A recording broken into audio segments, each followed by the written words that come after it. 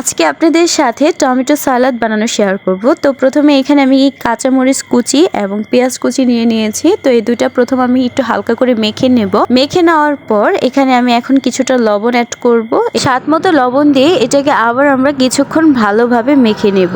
কাঁচামরিচগুলো ভীষণ ঝাল ছিল, যদিও খেতে এটা ভীষণ টেস্টি হয়েছিল, কিন্তু তার উপর হচ্ছে আমার হাত কাটা, তাই একটু বেশি ঝাল ঝাল লাগছিল। কিন্তু আসলে কি, খাবার মজা হলে ঝাল কোনো ম্যাটার না। আর যেহেতু আমি একটু ঝাল লাভার, মানে স্পাইসি লাভার বলতে পারেন, তো এই জন্য আর কি আমার ঝালটা বেশ ভালোই লাগে। তো যেহেতু মাছকে বাসায় নেই, তাই আমাকে রান্না করতে হবে, কিছু করার নেই। এই দেখুন আমার হাত কেটে গিয়েছে, তো আমাকে রান্না করতে হবে। তাই ভাবলাম রান্না না করে আমি এক কাজ করতে পারি, আমি একটু টমেটো সালাদ করে নিতে পারি।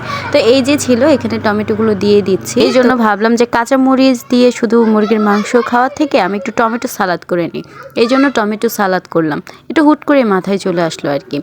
কিন্তু টমেটো সালাডটা ভীষণ মজার ছিল।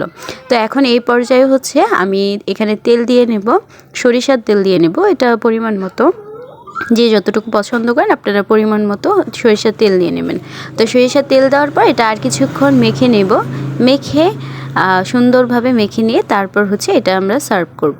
আচ্ছা, তো এইটা হচ্ছে আমার মনে হয় খুবই সহজ একটা খাবার। মানে যদি ঘরে কিছু না থাকে, তো আমি মনে করি অল্প খরচের মধ্যে খুব মজার একটি টেস্টি খাবার হতে পারে টমেটো সালাড। এটা শুধু শুধু খেলে অনেক মজা লাগে, মানে শুধু তরকারি, শুধু গরম ভাতের সাথে খুব মজা লাগে খেতে। তো আপনারা বাসায় একবার হলে ট্রাই করবেন, আশা করি সবারই ভালো লাগবে। তো সবাইকে ধন্যবাদ আমার ভিডিওটা দেখার জন্য, এবং আমার ভিডিওটি আপনাদের কাছে কেমন লেগেছে তা ছোট্ট করে একটি কমেন্ট করে জানিয়ে দিবেন। সবাই ভালো থাকবেন, আল্লাহ হাফেজ।